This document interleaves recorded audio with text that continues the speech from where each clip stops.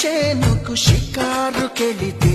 కందిరీగే నిన్ను కుడితే మంతనాలు మొదలవుతుంటే మందు నేనే ఇస్తుంటే పెదవి గిలిపై పైన పూస్తే బాధ తగ్గి బాగుంది అంటూ హాయిగా కనులే మూస్తే ఏదేదో చెయ్యమాకు ఆడయిరా నన్నేదో చెయ్యమాకు అందగాడ అంతకంటే హాయి ఉంది వదులుకోకు